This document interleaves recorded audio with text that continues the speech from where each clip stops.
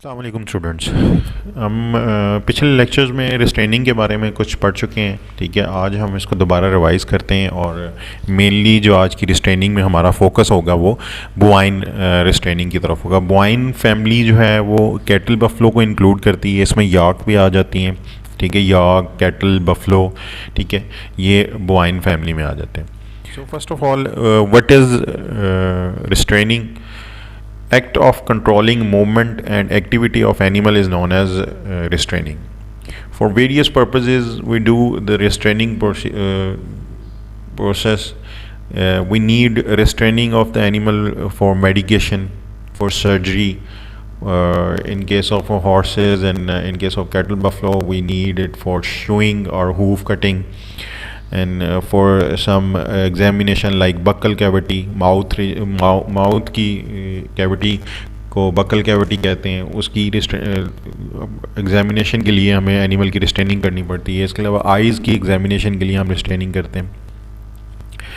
In case of cattle buffalo we do restraining for the artificial insemination. ठीक है, artificial इंसाइमिनेशन मसनूई नस्लकारी जो है, जिसमें हम सीमन जो है वो स्ट्रॉ के ज़रिए जो है इंसर्ट करते हैं फीमेल कैटल्स में।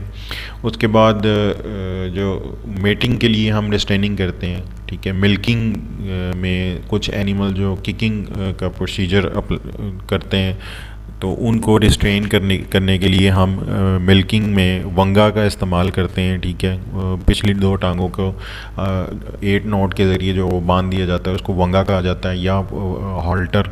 ठीक है, उसको यूज़ किया जा सकता है ताकि animal during the milking kicking ना करे।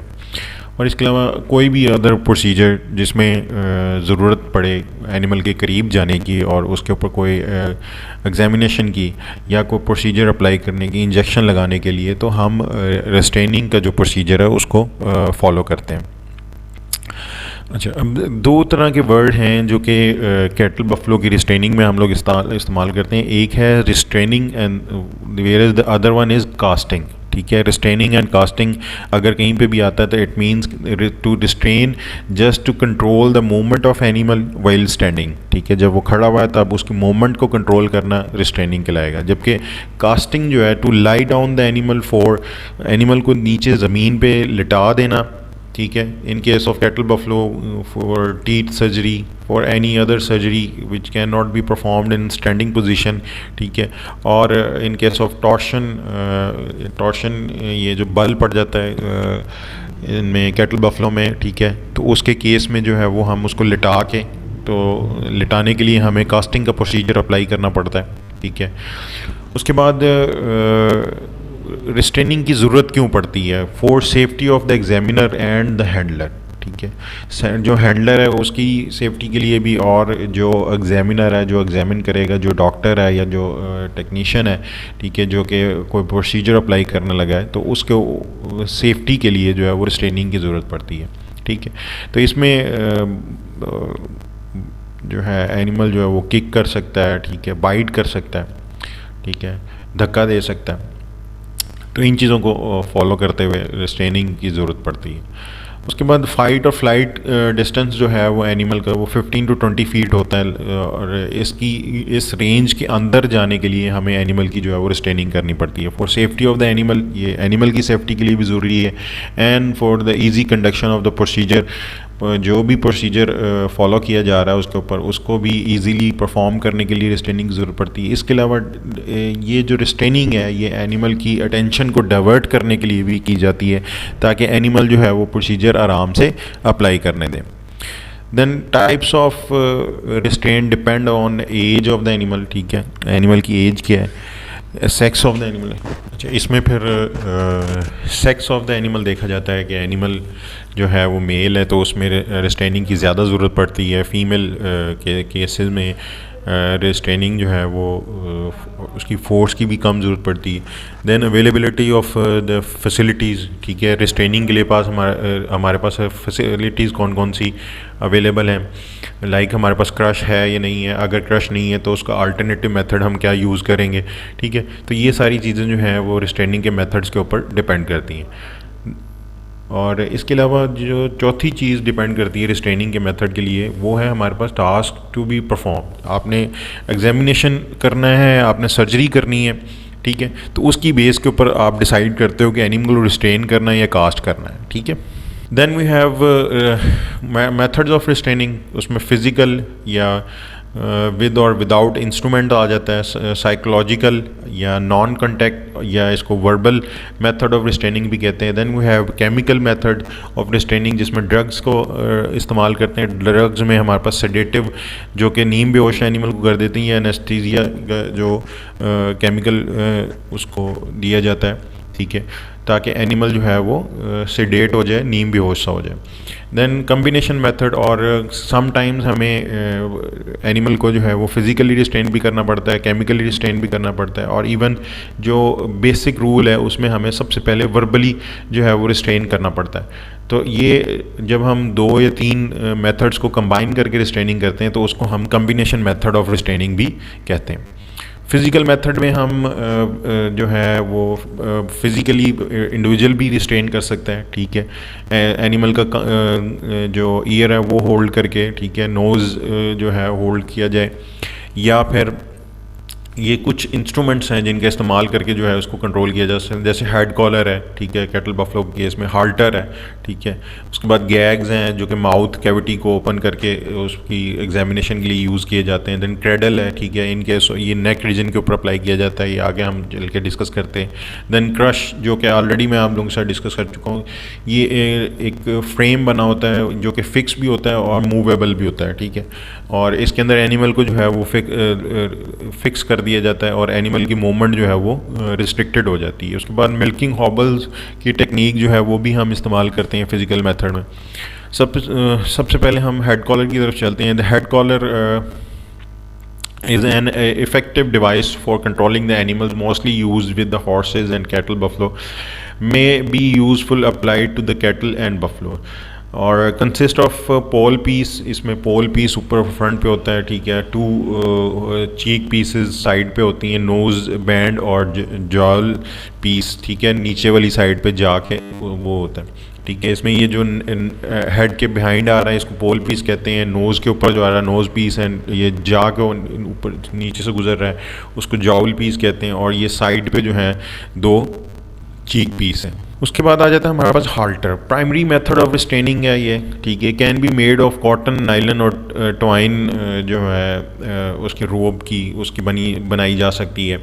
Use to control the head. Once the head is controlled the animal can be handle with relative ease, ठीक है। एक दफ़ा ये जब बन जाए तो उसको आराम से जो है वो हैंडल किया जा सकता है। 3 meter long rope is required to make a halter, ठीक है, कम अज़ कम जो लेंथ होनी चाहिए हाल्टर की वो 3 मीटर रोप की होनी चाहिए। और ये एक हाल्टर बना हुआ है जो कि बफलो को पहनाया हुआ है, और इसमें आप देख सकते हैं कि एक रिंग के ज़रिए जो है वो हाल्टर बनाया हुआ है। लेकिन अगर ये रिंग ना हो तो हम बेसिक जो रोप है उसके ज़रिए भी जो है वो लूप बना के, डबल लूप बना के तो हाल्टर जो है वो बना सकते हैं। Then we have gags, mouth gags, ठीक है, keeping the 2 jaws apart off for examination of mouth, teeth and for passing the probing in the cattle and buffalo, ठीक है। प्रोबैंग, अगर कोई चीज़ चॉकिंग की हो गई है, किसी वजह से ऑब्स्ट्रक्शन आ गई है एसोफेगस में, तो वो प्रोबैंग को पास करने के लिए हमें माउथ गैग की ज़रूरत पड़ती है। और जो कैटल बफलो में माउथ गैग इस्तेमाल होता है वो उसको हम वर्नल्स मूवेबल गैग कहते हैं, ठीक है। Bars of the gags fit into the internal space, ठीक है, ये जो माउथ जहाँ पे उसके टीथ नहीं होते वहाँ पे फिक्स कर दिया जाता है। और टंग मस्ट बी फ्री। इस केस में एनिमल की जो ज़ुबान है वो फ्री होनी चाहिए। Bar should be covered with rubber to prevent damage to the gums, ठीक है, क्योंकि ये गम्स के ऊपर स्टे कर रहा होता है, उसी की वजह से ये उसको स्टे जो एनिमल का माउथ है वो ओपन रहता है, ठीक है, क्योंकि फोर्स लगती है गम्स के ऊपर, तो अगर वो कवर्ड नहीं होगी बार्स जो है माउथ गैग की विद रबर, तो चांसेस ऑफ डैमेज है कि गम्स को नुकसान पहुंचे। ठीक है, ये एक वाइन माउथ गैग है, जबकि इसके साथ ही ये वाला जो गैग है इसके अंदर आप देख सकते हैं कि जो टीथ का जो स्केच है वो बना हुआ है। तो ये जो है ये इक्वाइन माउथ गैग है जो कि हम हॉर्सेस में इस्तेमाल करते हैं। Then we have crush use for controlling the large animals. ठीक है, बड़े जानवरों को कंट्रोल करने के लिए, स्ट्रांगली बिल्ड, जिनका बिल्ड स्ट्रॉन्ग होता है, cattle, buffalo, bull specially, also called animal stall और केज, इसको जो है केज भी कहा जाता है। क्रशेज मे बी मोबाइल और फिक्स्ड। ठीक है, ये ऑलरेडी मैं आपको बता चुका हूँ। फॉर डी हॉर्निंग और टेल डॉकिंग और शूइंग के लिए जो है वो हम इनका इस्तेमाल करते हैं। काउज में भी मेड टू सकल द काव्स इन क्रश। ठीक है, जो क्रश में जो काफ हैं वो एनिमल का मिल्क जो है वो सकल कर सकते हैं। ठीक है, ये आपके सामने एक पोर्टेबल क्रश है। ठीक है, उसके बाद ये एक फिक्स्ड क्रश जो है वो दिखाया गया है यहाँ पे। Then we have milking hobble technique. ठीक है, milking hobble called kicking strain. ठीक है, किक को रिस्ट्रेन के लिए करने के लिए वर्नैकुलर नेम इसको वंगा कहा जाता है। ठीक है, आम जुबान में इसको वंगा के नाम से जाना जाता है। यूज़ फॉर मिल्किंग के लिए इस्तेमाल की जाती है। In case of docile animal used, और फॉर इंटर मेमरी इंजेक्शन जो है उसके लिए भी इसका इस्तेमाल किया जाता है। ठीक है, उसके बाद हमारे पास ये एक पिक्चर आपको जिसमें मिल्किंग हॉबल जो है ये आपको दिखाई गई हैं। इसका अल्टरनेटिव ये है कि हम रोप के ज़रिए जो है वो 8 नॉट लगा देते हैं, तो उसको भी हम इस मिल्किंग हॉबल के तौर पे इस्तेमाल कर सकते हैं।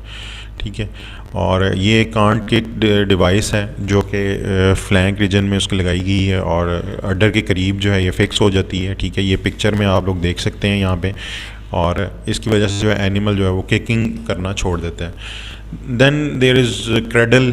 ठीक है, क्रेडल क्या है? ये लकड़ियों के जो स्टिक्स हैं वो लगाई जाती हैं, पॉइंटेड होती हैं, एंड्स हैं।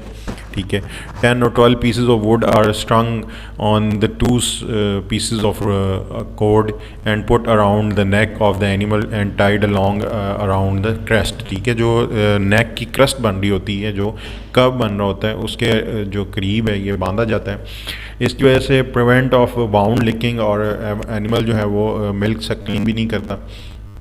ठीक है, ये क्रेडल की पिक्चर है। जब एनिमल मूव करने की कोशिश करता है तो होता क्या है कि ये जो क्रेडल है ये उसको चुभते हैं और एनिमल जो है वो अपनी मूवमेंट जो है वो इसकी वजह से रिस्ट्रिक्ट कर लेता है। Then we have tail restrain to distract the cow's attention used when giving udder injection to a nervous cow. ठीक है, टेल रिस्ट्रेनिंग जो है वो की जाती है, और इसकी ये मैं आपको पिक्चर दिखा देता हूँ। ठीक है, एनिमल की जो अटेंशन है वो डाइवर्ट हो जाती है और इसके ऊपर जो प्रोसीजर है वो अप्लाई करना इजी हो जाता है। Then we have a leg lifting procedure of restraining. Animal जो है वो चारों टांगों के ऊपर जो है वो स्टेबल होता है। जैसे ही उसकी एक टांग को उठा के इमोबलाइज कर दिया जाता है तो एनिमल जो है वो सडन मूवमेंट नहीं कर पाता। Provide immobilization of foot to facilitate examination of hoof, application of bandage, hoof trimming and other procedure. Tie a square knot or a clove hitch around cannon. Apply half hitched distal to square knot. ठीक है, ये knots की types बताई हुई हैं, इसके ऊपर आप इतना ज़्यादा फोकस ना करें। ठीक है, ये अगर प्रैक्टिकली हम यहाँ पे होते हैं तो वो आपको नोट्स जो हैं वो सिखा दिए। Slip running end of the rope over beam and pull to lift the leg off the ground. ठीक है, इसमें जो स्लिपरी जो साइड है वो पोल के गिर्द होनी चाहिए, और जो नॉट है वो स्लिपरी नॉट लगानी चाहिए, ताकि अगर इन केस एमरजेंसी एनिमल को खोलना पड़े फ़ौरन से तो वो स्लिपरी नॉट के ज़रिए उसको खोला जा सके। ठीक है, उसके बाद ये टिल्ट टेबल है जिसमें लेग लिफ्टिंग की जाती है। एनिमल को जो है टिल्ट टेबल के ऊपर लिटा दिया जाता है और उसकी टांगें जो है वो लिफ्ट कर ली जाती हैं, और उसके बाद एनिमल की जो सडन मूवमेंट है वो कंट्रोल हो जाती है। So this was all about today's lecture. If you have any question you can ask me. ठीक है, और थैंक यू सो मच। अल्लाह हाफ़िज़।